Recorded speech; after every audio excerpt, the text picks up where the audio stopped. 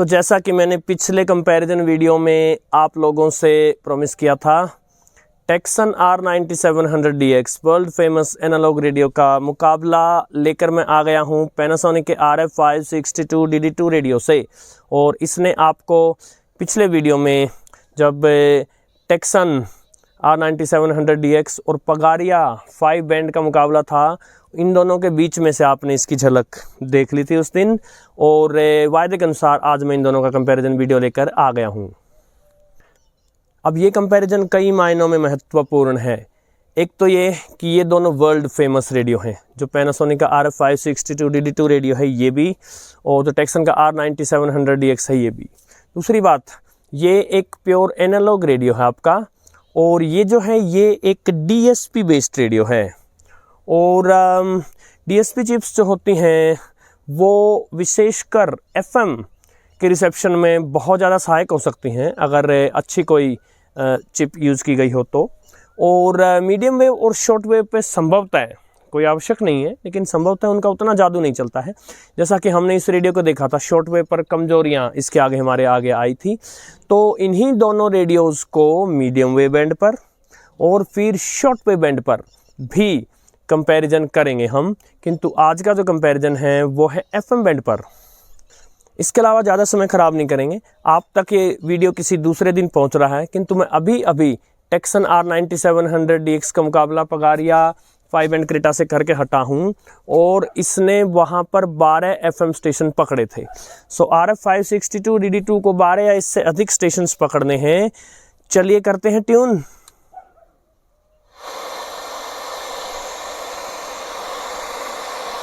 दोनों के antenna monstrous हैं, बहुत ही ऊंचे एंटीना हैं दोनों के।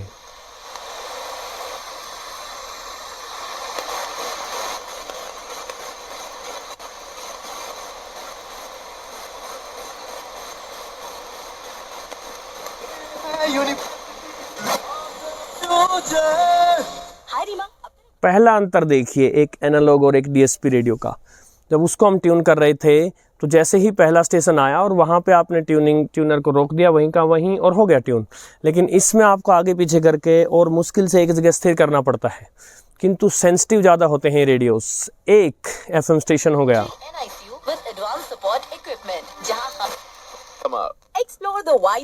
दो,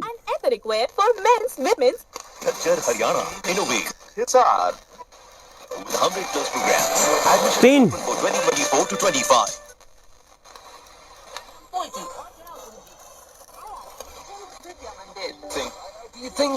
चार,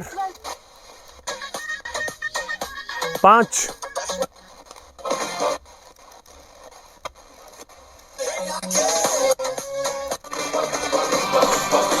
6,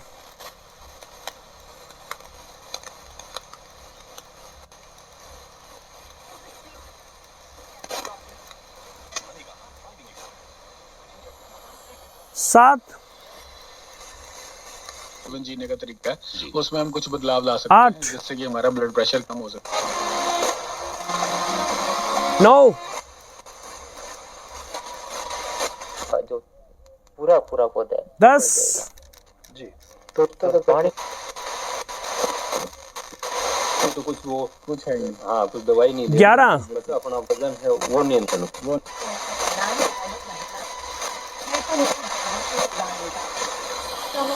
12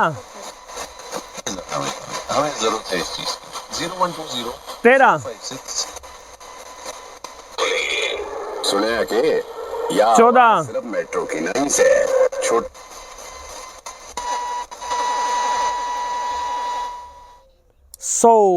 उसके 12 के मुकाबले इसने 14 FM स्टेशंस पकड़कर क्लियरली उसको परास्त कर दिया है। और DSP चिप ने जो है अपनी सुपीरियरिटी उसको साबित किया है कि सुपीरियर है वो एनालॉग के मुकाबले।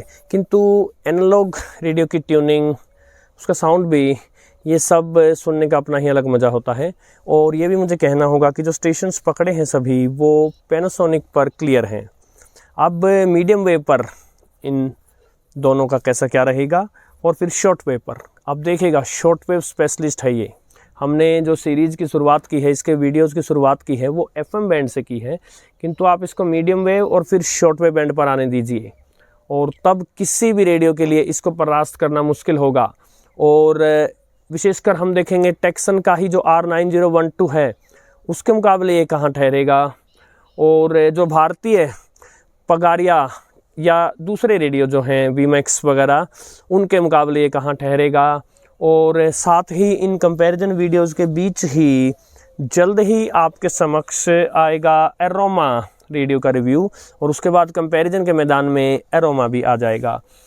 इस चैनल को पसंद करने के लिए, इन वीडियोस को पसंद करने के लिए और चैनल में कमेंट्स के माध्यम से आपकी सहभागिता के लिए, आपका साथ जो आपने दिया है, और अनेक ऐसे डियर व्यूवर्स हैं जो लगातार इस चैनल से जुड़े रहते हैं, हमेशा कभी भी वो कमेंट करना नहीं भूलते हैं। आप सबके साथ सहयोग से ही ये चैनल आगे बढ़ता है। जैसा मैं हमेशा कहता हूँ, ये आप सबका ही चैनल है। एनीवे, आपसे पूछना चाहूँगा कि टेक्सन R9700DX का मुकाबला आप किस रेडियो के साथ और कौन से बैंड पर देखना चाहेंगे, कमेंट करके ज़रूर बताइएगा। एक कमेंट जो बार बार रिपीट हुआ है वो है इसका मुकाबला D808 से। देखिए, वो तो कोई फेयर मुकाबला नहीं है। D808 जहाँ एक तरफ रिसेप्शन का किंग है, उसका मुकाबला ये कहीं से भी नहीं कर पाएगा, किंतु शॉर्ट वेव बैंड पर डेफिनेटली इसका और उसका मुकाबला करके देखेंगे हम। आशा आपको वीडियो पसंद आया होगा।